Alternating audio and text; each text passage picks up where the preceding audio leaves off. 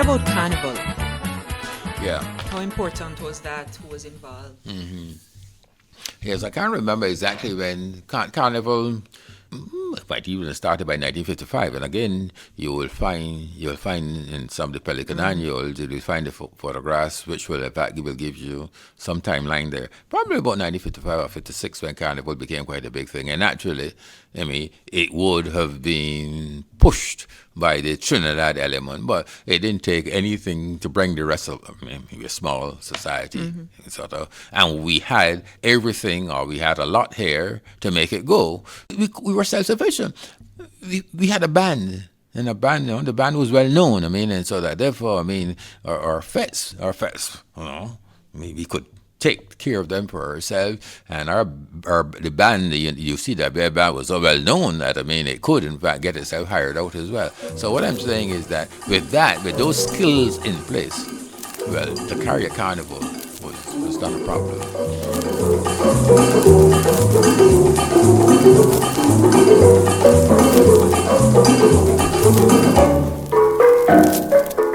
To begin with, in 1954, I don't think there was any evidence of a steel band. But within 2 years or so, the Trinidadians, enough Trinidadians who were proficient on the pan were present, so that by 56, I'm sure, a steel band, as separate and distinct from the dance band, was present. So what I'm saying is these things would ensure, therefore, that things like Carnival, would really take root, and they did.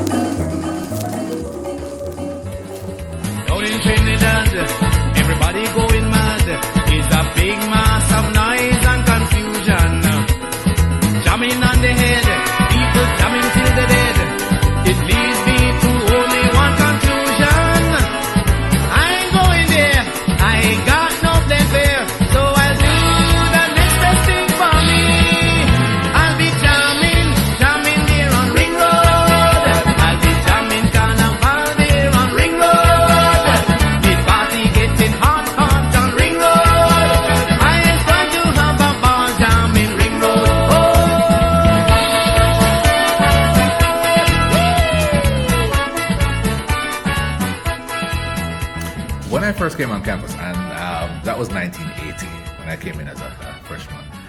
Carnival was introduced to me as a new student as here was an expression from other parts of the Caribbean that these students were all now here at the Mona campus, and we're in one big blending, one melting pot. So we're all trying to figure out, so what was Carnival like in Trinidad? And they would show us. The Trinidadians would say, well, here's what we would normally do. And the Bajans had their own culture. They would say, here's what we would normally do. And there wasn't really a Jamaica Carnival at that time. So we were taking that on board, and the carnival at the university was the Jamaica Carnival. And it was an expression of Bahamas, Barbados, Trinidad, and of course we had far more students from all across the Caribbean at the time. For me as a student going through the system, what became most exciting is knowing the persons who were going to enter the Calypso King contests, helping to build the costumes. In fact, Dr. Kenneth James, who is in the MPH program, teaching the MPH program, and I, with a couple of other people in Tail Hall, we used to work together. He was like the mastermind, and then we would try and help him build these elaborate costumes, and then try and find the right. I would normally pick a freshette, a new student from Block G or FRE, who would then model it and would try and build it for them. And it didn't have to be somebody from any of the islands, but we'd try and build something that would match their personality, what they were trying to portray. It was a learning experience because you learned so much about what was Carnival in those settings and realized, boy, we don't have that here. Could we adopt that? So we tried to take the best of what we saw. It changed for me the first time I saw aspects of Carnival in the various countries. I've never been through a full Carnival, but I've been there at the beginning of Carnival, like going to a panyard in Trinidad. For me, came back and I then realized the value of the steel band system that we had. So we lobbied to get the steel band on trucks to be able to travel around the ring road, not just to have a sound system, because the sound system is there, but there's nothing like a pan. And it was a learning experience, a good thing to grow through as a student.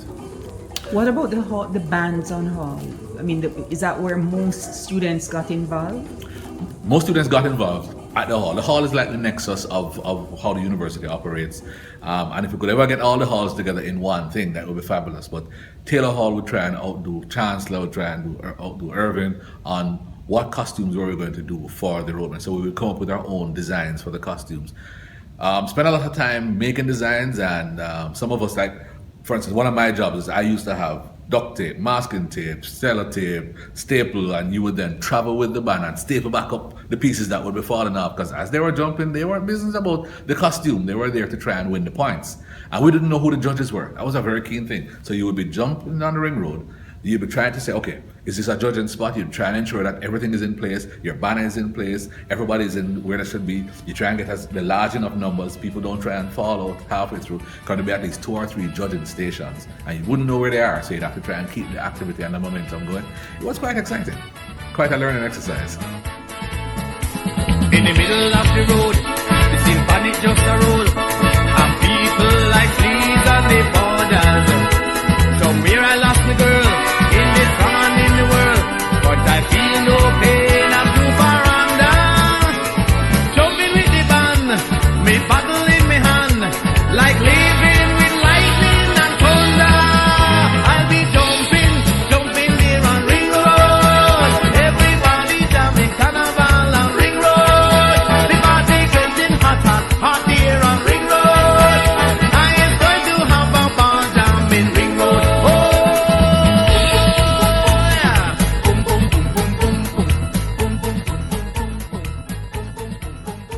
So when you came back in a different role, That now for me was great, because now I was, as the warden of Taylor Hall, I was trying to infuse that same thought, because now the student populace had changed. We didn't have as many students from across the Caribbean, yet the Carnival was entrenched within the university so solidly.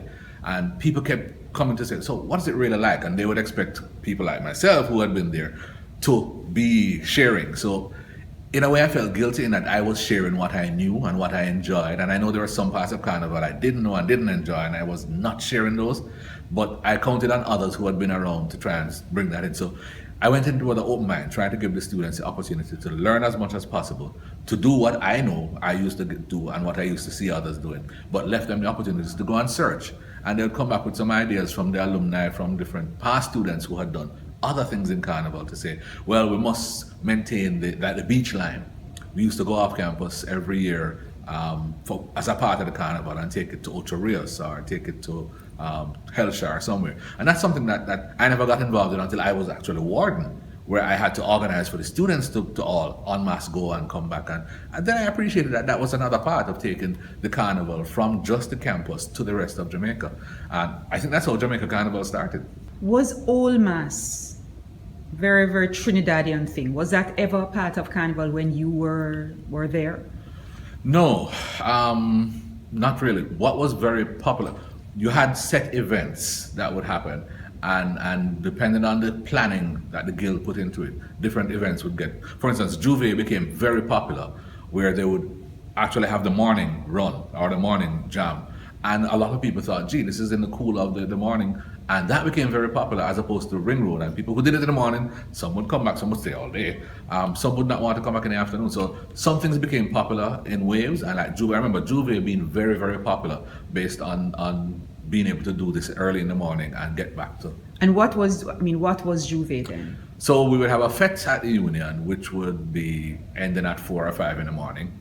And there would be literally an hour to pull down the steel band and everything and put it back together now on the truck. And you start again at 5 a.m. and start from the Union and work your way back to the halls in order to get there like 8, 9, 10 o'clock in the morning. And the band would sit there, and then at 2, 3 in the afternoon, you would start the Ring Road Jam. Right. So it would be like a continuous day. So you'd have a fete the night before, Juve in the morning.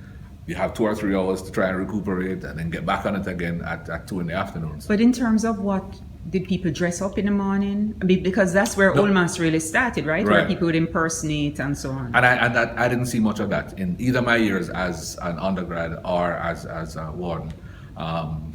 We didn't have much of the Old Mass, but the coming to Juve would be straight from the fete, so that was not much in terms of dressing. But the costumes for the road march on the Saturday afternoon, that was an elaborate, and very often we would try and have the road march be a spin-off of what the costume queen was going to be. So if you're going to do Jewel of the Nile, you would then try and have a lot of the costumes would be divided into different Egyptian portions. When did Carnival change at UWI from being the kind of traditional pre-Lenten festivity to this March date that seems so anomalous, kind of in the middle of Lent? I'm not sure. I have to give that some careful thought because it was some time. But my thought is, I remember it changing, and it changing at the same time that Jamaica Carnival came into being, and there was a lot of discussion about should we be having Carnival at this time? Should the Jamaica Carnival clash with the UWI Carnival? I remember there being some discussion, but I can't say for sure that was the reason. When we money done, we will still be having fun. We will jam it all night until the dawning. Then we start again. When Juve time begin, in we pants, we jump in and we whining. Whether rain or sunshine, Carnival is party time. With the music pounding in, we pray. We'll be jumping there on Ring Road. Everybody jamming Carnival on Ring Road. The party getting hot here on Ring Road. I am going to have a bar jam in Ring Road. Oh, From September, when we have Freshers Week, we start thinking, so what are we going to do for Carnival this year? And all throughout the first part of November, December, we will be putting together, taking anything we would see around campus, say, okay, that can be used and we can get that. Hey, suppose we add that to it. Is it going to make it too heavy? Is it going to make it too long? Would people wear that? So it was a process that went on for half the year. I mean, we planned for Carnival like we planned for Ring Road races, like we planned for inter-hall football. It was an inter-hall competition to outdo the other halls. Was the warden always involved, or was it the hall chair, or was it just It's interested It's people? the hall chair and a committee. So they would have a cultural committee within each hall, and they would be responsible for driving it. But there was always a few persons, whether they were on the committee or not, they had a lot of ideas that they would bring to it and experience. So there was a nexus of persons, and then there was the official committee that worked it. I found as warden, I didn't get involved in that aspect. I got involved in helping them, in opening the doors for them, in making sure that they kept it on their agenda. Because by then, in 88, 89, you felt people were beginning to backpedal a little from it. And it got to a point where it began to shrink. And we needed to maintain that part of our culture. At what point would the rest of the students get involved? The broad band of students get involved? Just after we would come back from Christmas break, there would be a hall meeting where we'd say, okay, here's where we're going with this, and we want people to sign up. And in typical student fashion, you would get no response, and you would think nothing's gonna happen. And then 2 weeks before, when you realize everybody else, you would hear the steel panorama would be practicing, and you'd realize that it's another competition that Taylor Hall wanted to be the best at. Then you get everybody coming aboard. And on the day in question, you have people who never had a costume who would come, which hence the stapler and the tape, because you'd have to expand something that was small or shrink something that was big. For somebody who would just say, yeah, I'm going to come today. So would you, I mean, is it definitely like the dining hall at Taylor Hall became the manufacturing boom? Yes. So you would go downtown to get fabric? We got fabric, we would go to weld pieces off campus, bring them back on a bus or on a taxi. We would go and collect from wherever we could. Collecting on campus and collecting from external, get back, and then we would set up a production line of trying to make them over on spray paint and the works, cardboard cutting. What was the relationship with the other halls in that situation? Was there big secrecy? I was going to say hide and seek. We would actually drape some of the windows in the dining room to ensure that nobody would see what we're doing, because you wanted to surprise, you wanted to go out there today and, make a big Knock their statement. socks off. And they was not know what you're coming. I remember one year we did something called a deck of cards, where we were then having them dress, the king, queen, jack, and they had numbers and people just, so it was just front and back with that, and then you put it together. And we're trying to then get the deck of cards to roll out, and then we'd get them to try and play a game that people could recognize. And it was very creative. A lot of thought went into it. And I wondered, boy, somebody spent sleepless night putting these ideas together.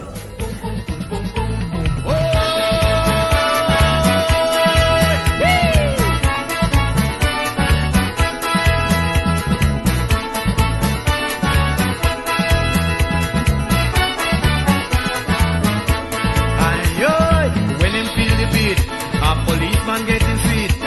Him dash with him baton and him helmet. In close proximity to the steel back posse, him apprehend 5 lovely ladies in the jumping. When inspector come, him just hand him gun and say, sir, I'll see you in the morning. 'Cause tonight I'll be jumping here on Ring Road. I'll be mounting operations on Ring Road.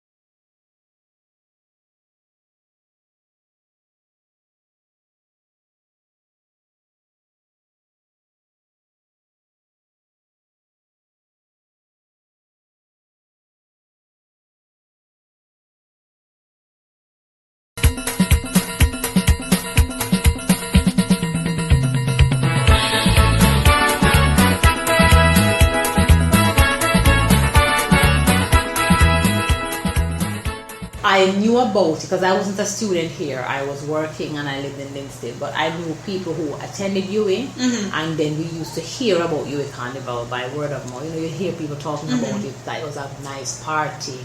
So we wanted to come to the party. We were young. I was in my early 20s. I can't remember the exact year, but I know it was in the late 80s.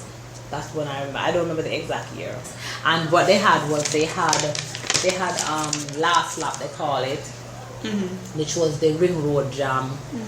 On the it's a Tuesday night before Ash Wednesday, so it was like the Mardi Gras kind of thing then. And they would have it, so it was like parallel to what would probably be happening in Trinidad or something.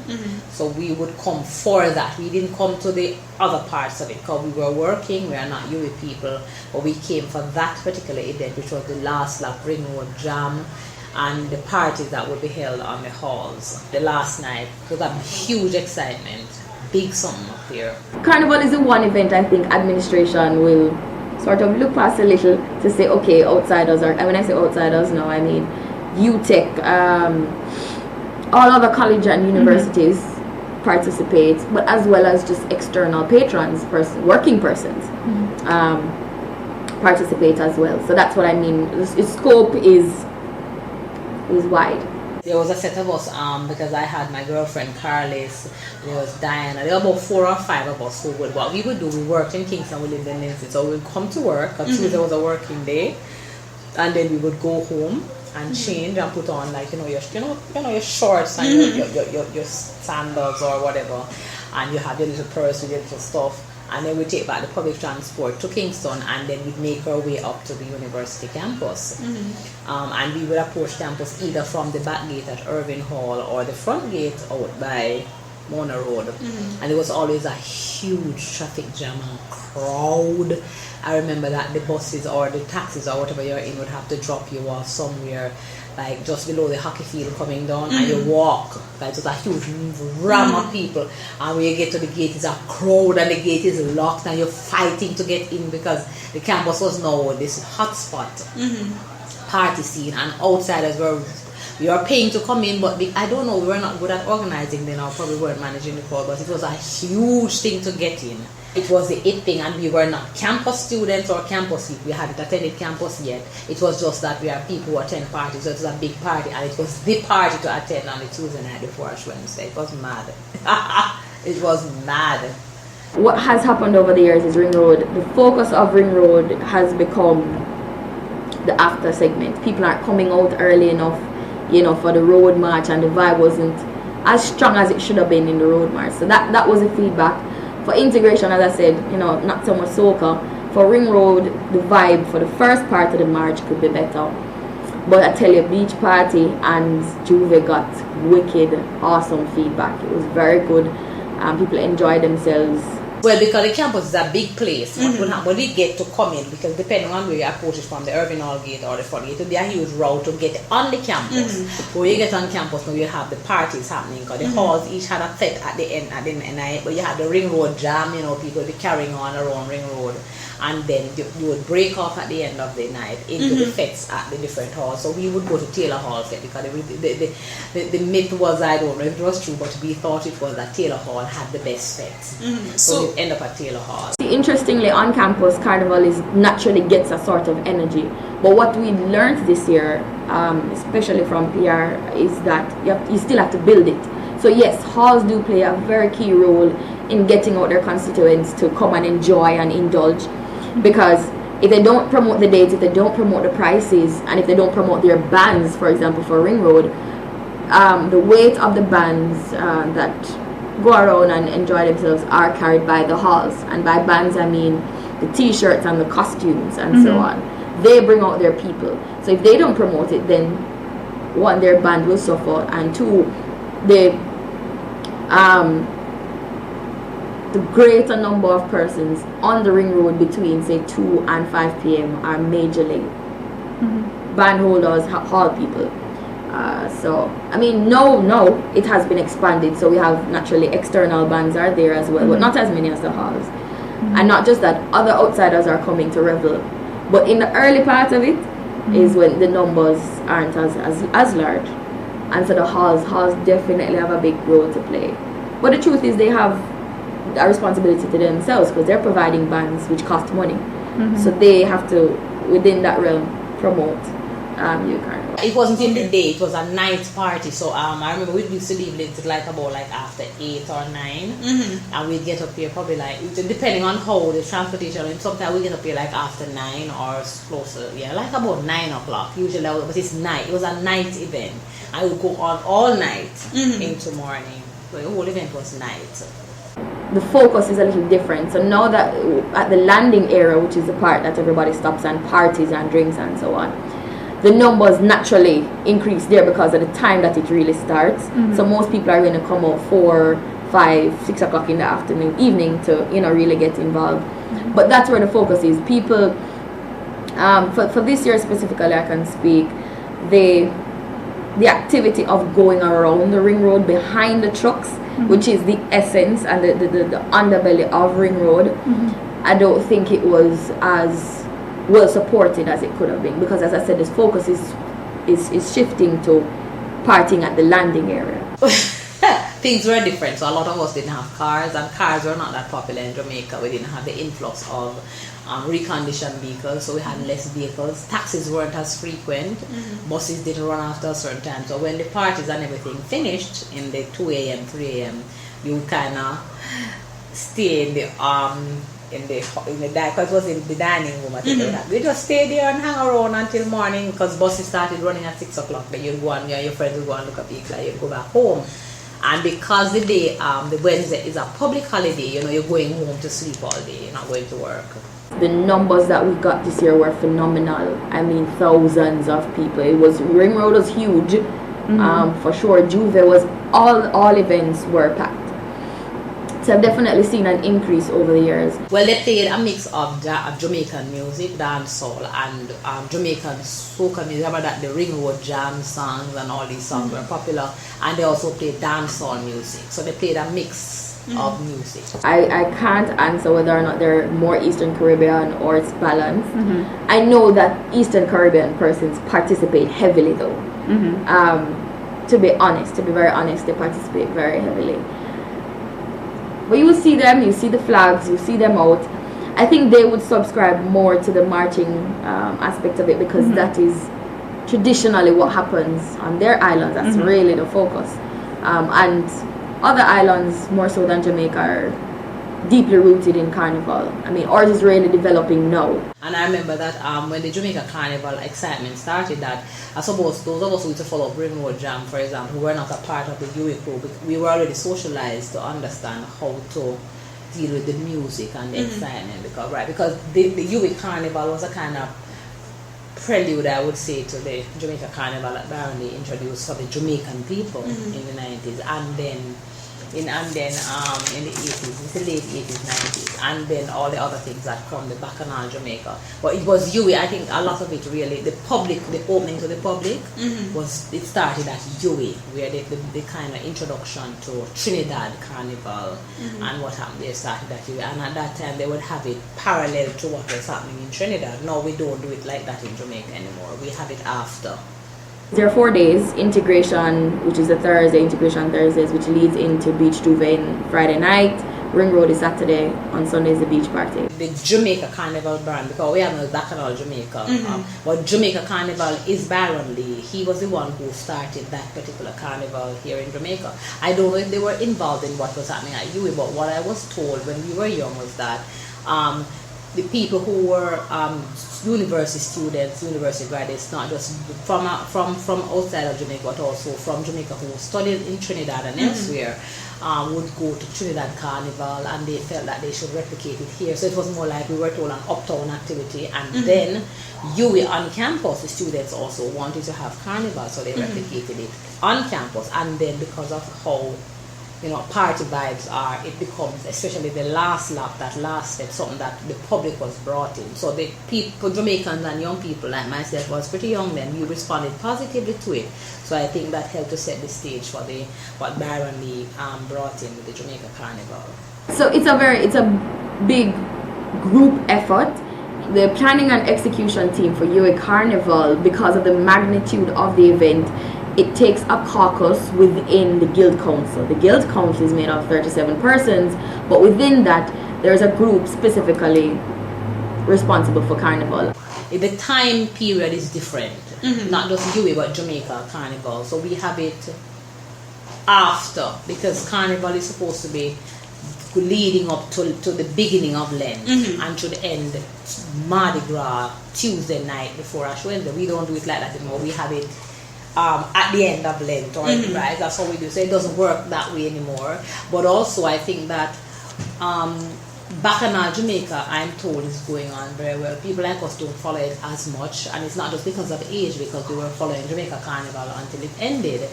And so the kind of fetes that you see, the fetes are important for us, not just the ones at the location, but like the ones that they would have out of town. So we'd go to St. Anne for Chocopo, we'd come to for the Big Ten. There were several things that were part of it. It's a little different now.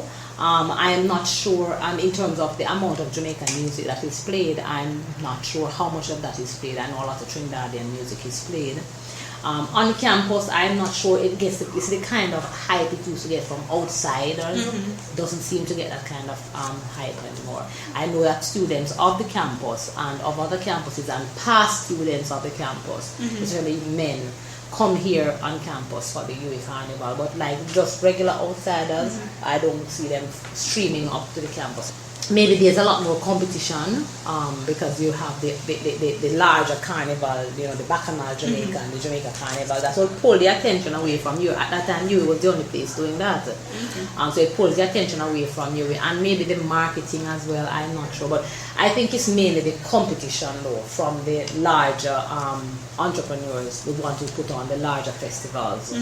That are held now. They have the fits every week at the mass camp and all of that. So it pulls a lot of the attention. And UCWI Carnival is not marketed in that way as for outsiders. It seems to be marketed as a campus event for campus students and past students in the main. That's how it seems.